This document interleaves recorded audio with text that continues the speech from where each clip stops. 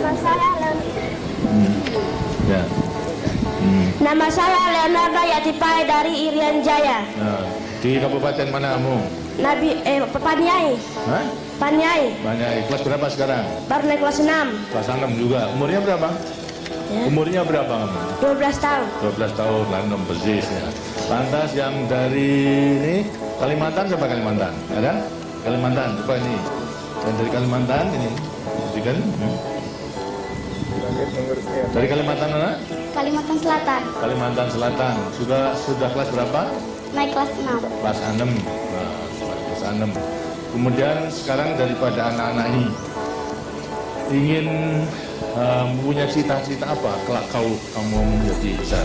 Coba kamu. Wah, menjadi Presiden seperti Bapak. oh, bagus.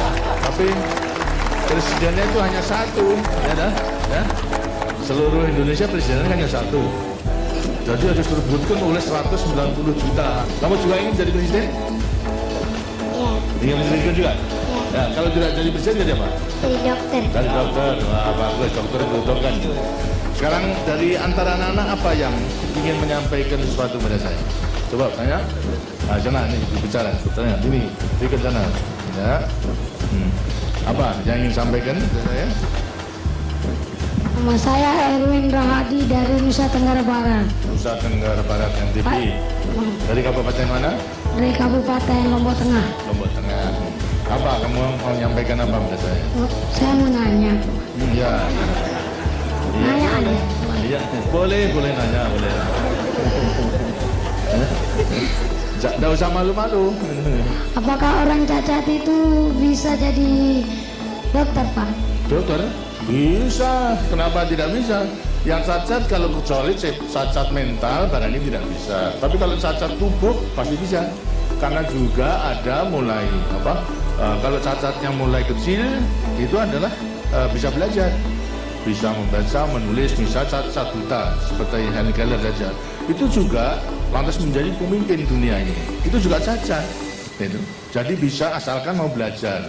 Lantas belajarnya ada huruf sendiri kalau orang orang cacat mata buta itu ada hurufnya sendiri. Jadi bisa gitu. Tidak perlu khawatir. Tadi ada anak-anak yang cacat tadi, ya tidak perlu khawatir bahwa sholat cacat itu lantas tidak ada gunanya. Masih ada gunanya. Yang penting adalah semangatnya, semangat belajar dan semangat mengabdi pada negara dan bangsa. Gitu. Dan semangat untuk menolong sesama manusia. Semuanya bisa dalam batas kemampuannya masing-masing. Karena itu mulai kecil harus sudah mempersiapkan dirinya mempersiapkan gitu. Mas, ya, siapa lagi? Ya, coba. Nama saya Ruri Prihatini Lubis dari Sumatera Utara, Kota Madia, Medan. Horas. Horas ya. Pak, saya mau tanya, berapa jumlah penduduk Indonesia yang tinggal di garis kemiskinan? Kemiskinan. Seluruhnya 190 juta rakyat Indonesia yang masih hidup di bawah garis kemiskinan. Sekarang tahun 93 kita sensus itu masih 25.900.000. 25,9 juta rakyat Indonesia. Dan yang menempati kurang lebih 20.666 desa tertinggal. Masih banyak ada? Banyak, Pak. Tapi juga yang sudah kita entaskan daripada kemiskinan sudah banyak. Itu. Selama 25 tahun ini dari 60% sekarang tinggal 13%. 13% dari jumlah yang sudah lebih tinggi.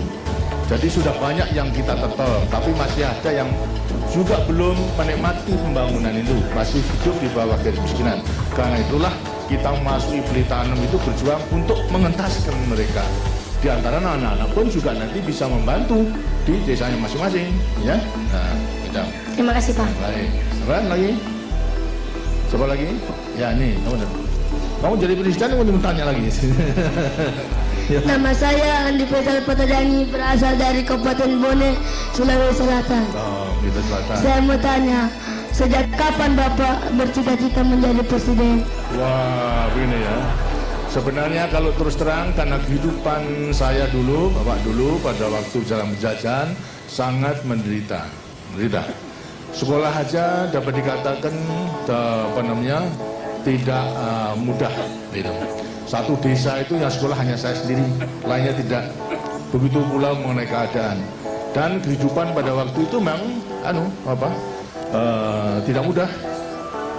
Tidak hanya sekolah, tapi untuk hidup sehari-hari pun juga susah. Tidak seperti sekarang, kamu itu sudah menikmati daripada hasil perjuangan dan hasil pembangunan. Cita-cita saya pada waktu itu hanya ingin berjuang saja, berjuang untuk membebaskan diri dari penjajahan. Dan telah berhasil, sekarang berjuang untuk mengisi kemerdekaan itu. Jadi terus terang saja, dulu saya tidak mempunyai cita-cita menjadi presiden, gitu. Terima kasih, Pak. Nah, jadi hanya kemudian secara kebetulan, kemudian di tengah jalan berjuang ini, rakyat mempercayai pada saya untuk menjadi presiden. Gitu. Jadi lain, kalau kamu boleh cita-cita, tapi dulu saya tidak mungkin untuk bercita-cita menjadi presiden itu tidak mungkin. Gitu. Tapi toh di tengah jalan perjuangan, Tuhan mengizinkan kepada saya dengan dukungan rakyat, saya menjadi presiden. Ya, terima kasih. Terima kasih. Lagi, ya. Ini, seperti ini, coba.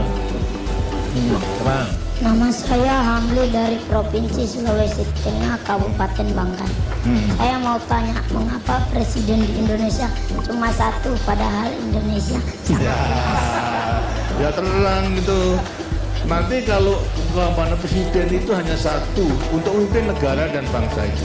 Kalau sampai 2-3 itu, nanti lantas tidak bisa berjalan dengan baik. Banyak pemimpin, banyak kapten, kemudian lantas ya negara menjadi rusak gitu. Tapi terang bahwasanya presiden yang satu ini hanya melaksanakan apa yang diputuskan oleh rakyat, ya, melewati MPR menentukan garis besaran negara. Walaupun satu, tapi sebetulnya terikat kepada garis besaran negara, terikat kepada Pancasila, terikat pada Undang-Undang Dasar 45. Jadi memang tidak boleh. Menurut undang-undangnya memang hanya satu, tidak boleh satu aja hanya untuk 5 tahun. Setelah 5 tahun boleh dipilih lagi untuk berapa? 5 tahun. Setelah 5 tahun kemudian atas pertanggungjawaban bisa juga dipilih lagi untuk berapa? 5 tahun. Begitu seterusnya, ya. Nah, kenapa kamu tanya begitu? Kenapa? Siapa kamu tanya begitu? Siapa yang suruh siapa? Karena hanya ingin tahu saja. Nah, kalau di rumah juga begitu, kan tidak ada bapak 2-3, ya toh? Bapaknya kan yang satu toh? Nah, ya, yang memimpin rumah tangga ini bapak, hanya satu juga. Ya. Sama lagi ini, ya. Ini yang kali ginian. Nama saya Sakinah dari Kalimantan Selatan, Kota Madia, Banjarmasin. Saya mau tanya Pak, apa wanita itu bisa jadi presiden? Bisa sama hanya itu, sama boleh. Dan harus sekolah di mana Pak? Hah? Sekolahnya sekolah sama saja. Persyaratannya menjadi pemimpin yang mampu menguasai ilmu pengetahuan dan juga bertabiat baik itu, serta berpegang teguh kepada dasar perjuangan kita, Pancasila, Undang-Undang Dasar 45, garis besar negara, dan mengabdi kepada negara dan bangsa. Jadi boleh saja itu. Kamu juga boleh menjadi cita-cita menjadi presiden. Kalau tidak menjadi presiden Republik Indonesia, ya menjadi presiden salah satu perusahaan itu bisa. Banyak. Kalau presiden perusahaan itu banyak, tidak hanya 1-2, tapi banyak, gitu ya. Ya. Kamu di? Nama saya Irtada dari daerah istimewa Aceh, Kabupaten Aceh Tengah. Saya mau tanya, apakah hobi Bapak waktu kecil? Apa? Apakah hobi Bapak sewaktu kecil? Hobi saya benar-benar seperti tadi katakan, hobi saya sebetulnya hanya main-main sesuai dengan dengan keadaan. Kalau sepak bola aja tidak pakai bola sekarang, dulu pakai jeruk itu yang dibakar kemudian ditendang gitu. Itu buah jeruk, tahu? Buah jeruk itu kemudian yang dipanasi menjadi lunak loh. Nah itu yang ditendang ke sana kemari karena tidak mungkin membeli bola pada waktu itu karena sulit daripada kehidupannya. Ya, hobinya gitu main-main sama teman-teman. Gitu. Sehingga teman-teman yang juga banyak. Gitu. Nah, silakan lagi. Ya, teman. Nama saya Anggun Setiarini dari Jawa Tengah, Kabupaten Kebumen. Pak, saya mau tanya pada Ibu. Ibu, apa? Ibu. Apa? Ya, apa tak? Tanya apa? Bu, menurut Ibu, Anak yang sehat dan baik serta bahagia itu yang bagaimana? Yang sehat dan baik itu yang bagaimana? Yang sehat dan baik.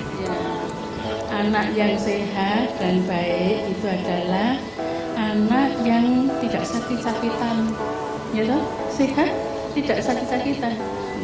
Yang baik itu yang selalu berbuat baik dan takwa kepada Tuhan Yang Maha Esa,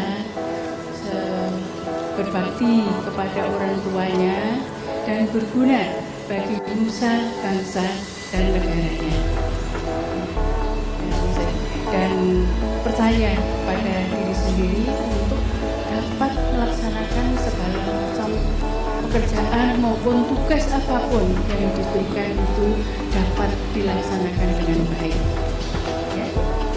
Terima kasih. Dari keinginan saya selalu cari kesempatan untuk balas budi kepada rakyat Indonesia yang baik. Nah sekarang balas budi itu saya nyatakan, saya wujudkan dalam rangka mensukseskan pembangunan itu. Ya. Nah, baik, terima kasih. Saya kira sudah banyak. Nah ini dari, ya. Nama saya Sardi dari Sulawesi Tenggara, Kabupaten Kendari. Saya mau tanya, bagaimana cara merawat kesehatan yang baik? Cara merawat kesehatan yang baik. Yang baik itu tentunya Bapak dan Ibu juga akan beri petunjuk pada waktu kecil, itu harus dipatuhi, ya. Harus cukup makan, serta juga bergizi, tapi juga jangan berlebihan. Kemudian juga daripada larangan-larangan yang diberikan oleh Bapak dan Ibu yang mengganggu kesehatan juga harus dipatuhi. Jangan kemudian jangan makan terlalu banyak sambal, tapi sambelnya banyak. Ya. Mulutnya kemudian menjadi murus, itu kan batil atau menjadi sakit nanti. Nah, begitu kalau kemudian lantas pada ada rasa sakit, harus segera tanya kepada yang ahli, kepada mantri kesehatan, kepada dokter, maupun juga kepada teman-temannya itu yang sudah mengetahui. Jadi jaga dengan baik, makannya dijaga, kemudian juga istirahatnya dijaga, lantas juga kerjanya juga dijaga, terus ada keseimbangan namanya, ya. Siapa lagi? Siapa lagi? Bentar lagi. Ya boleh, jalan. Dari yang Saya